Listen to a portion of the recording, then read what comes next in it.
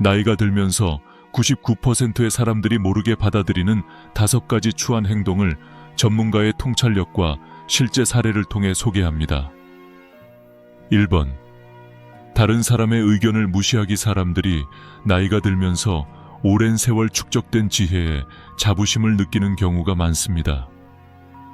삶의 경험은 많은 귀중한 교훈을 가르쳐 주지만 때때로 이 지식은 다른 사람의 의견을 무시하는 습관으로 바뀔 수 있습니다. 이는 특히 수십 년 동안 자신의 신념을 쌓아온 노인에게 흔하며 이로 인해 새로운 관점을 받아들이기 어렵습니다. 그 결과 다른 사람의 말을 끊거나 완전히 듣기도 전에 자신의 관점을 무시하는 대화 패턴이 생깁니다. 이러한 행동은 의도적이지 않을 수 있지만 나이 든 사람과 주변 사람들 사이에 단절을 만들 수 있습니다. 특히 젊은 세대는 자신의 생각이나 기여가 과소평가된다고 느낄 수 있으며 이는 긴장된 관계로 이어질 수 있습니다.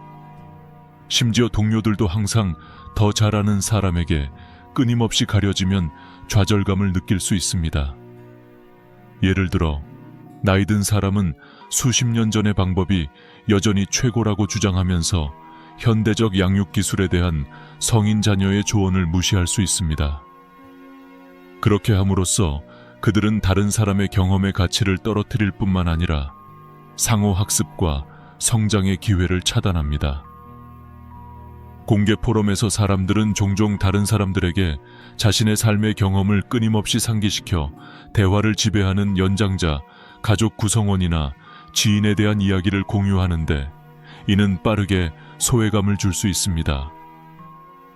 온라인 커뮤니티의 한 사용자는 할아버지가 새로운 기술에 대한 토론을 즉시 무시하며 이 모든 새로운 것들이 단지 유행일 뿐이라는 것을 알 만큼 오래 살았어요 라고 말했다고 댓글을 남겼습니다.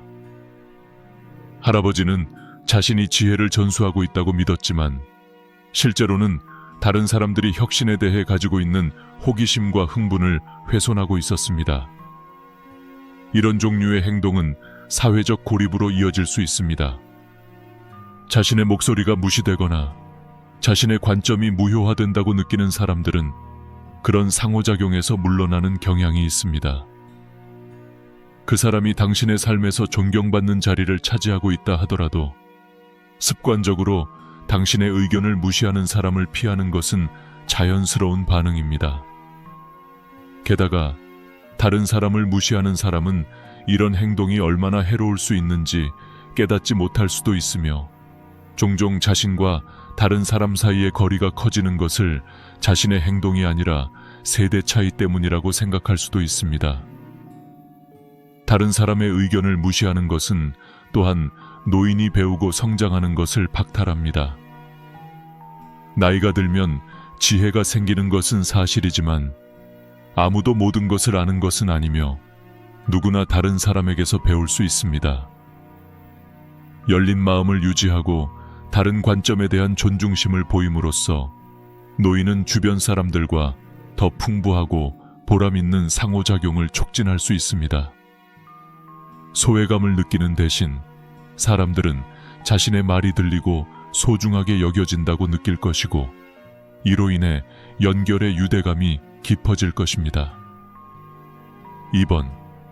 존경을 얻으려 하지 않고 존경을 요구하는 것. 사람들이 나이가 들면서 특히 젊은 세대에서 다른 사람들로부터 일정 수준의 존경을 기대하는 것은 일반적입니다. 많은 문화권에서 나이 자체가 지혜와 권위의 표시로 여겨지며 그와 함께 존경에 대한 기대가 따릅니다.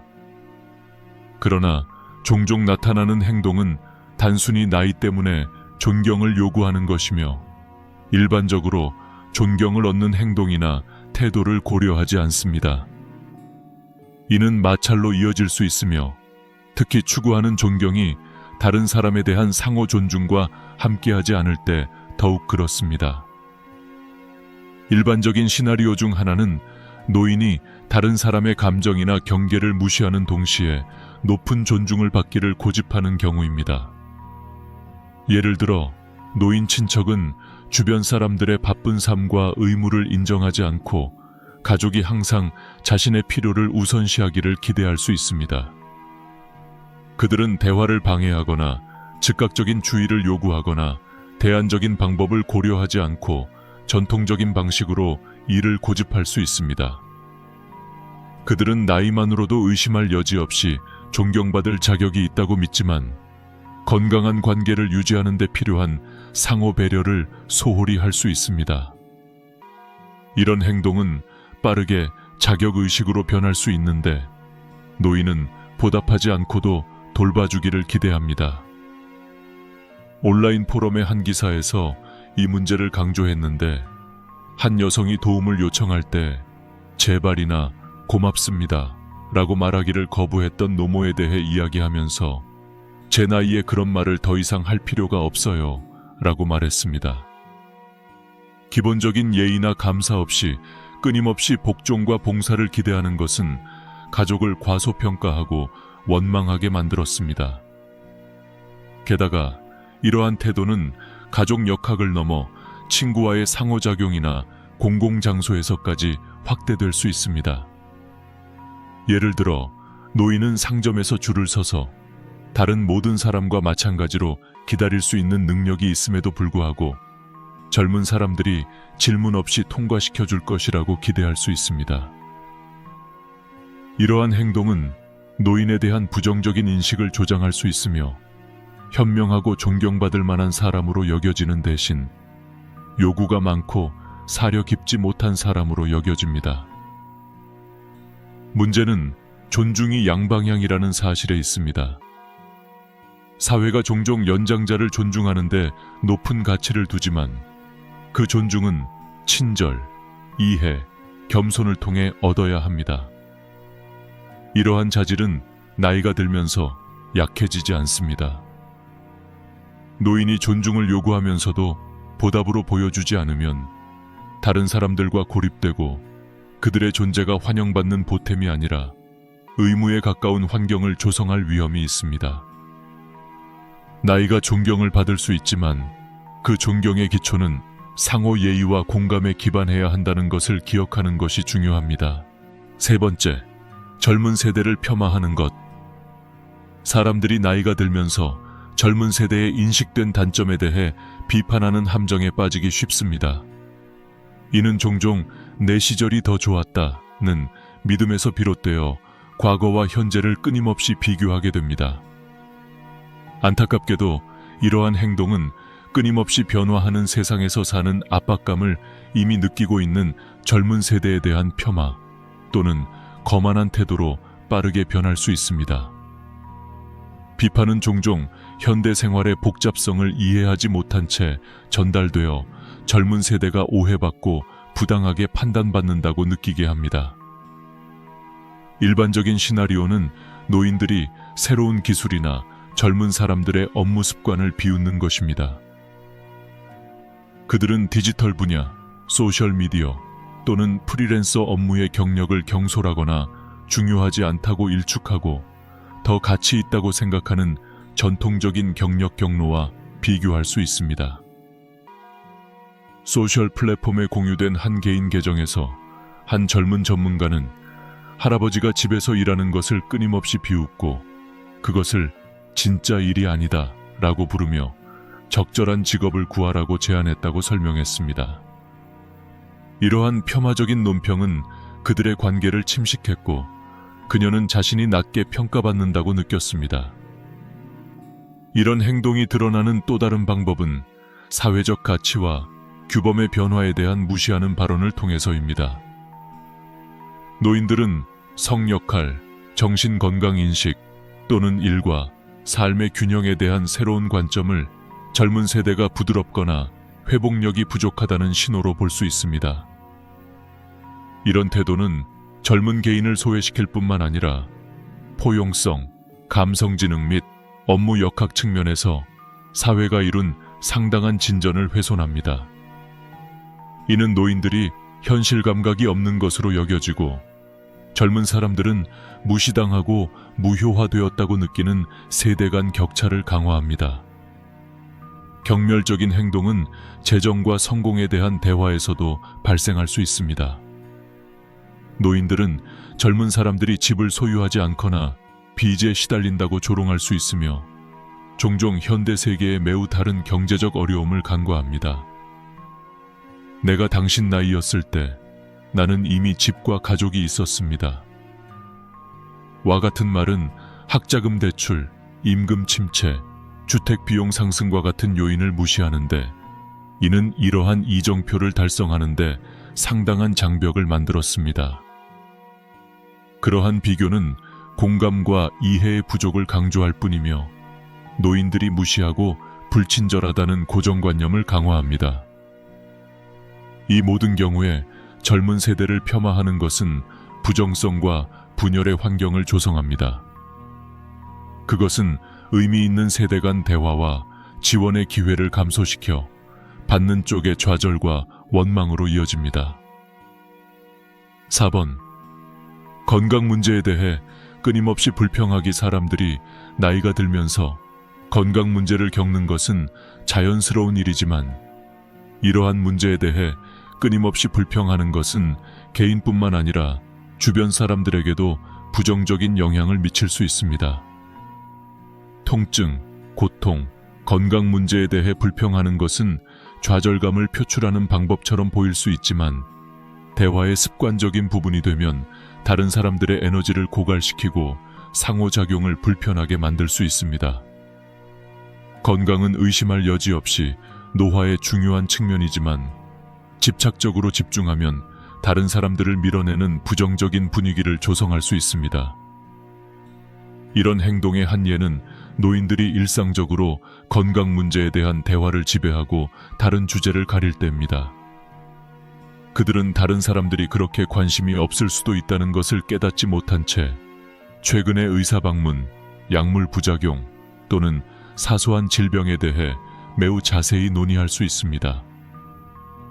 중년 여성이 온라인에 공유한 이야기는 그녀의 나이든 아버지에 대한 좌절감을 강조했는데 그는 종종 모든 가족 모임을 최근의 건강 문제에 대한 토론으로 바꾸었습니다. 그녀는 그의 우려에 공감했지만 끊임없는 부정적인 태도로 인해 함께 시간을 즐기기 어려웠고 그녀는 감정적으로 지쳐 있었습니다. 더욱이 건강에 대한 끊임없는 불평은 무력감과 피해자 의식을 만들어낼 수 있습니다.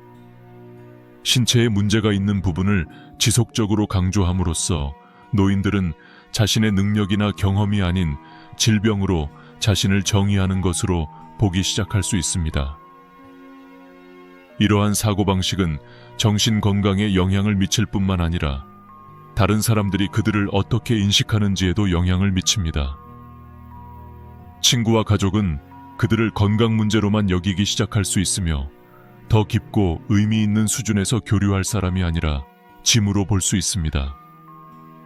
이러한 행동은 사회적 고립에 기여할 수도 있습니다. 특히 젊은 사람들은 건강에 대해 자주 불평하는 연장자 친척이나 친구와의 상호작용을 피할 수 있습니다. 끊임없이 신체적 문제에 집중하는 사람과 교류하기 어려울 수 있기 때문입니다. 시간이 지남에 따라 이는 관계의 붕괴로 이어질 수 있으며 노인은 더욱 고립되고 오해받는다고 느끼게 됩니다.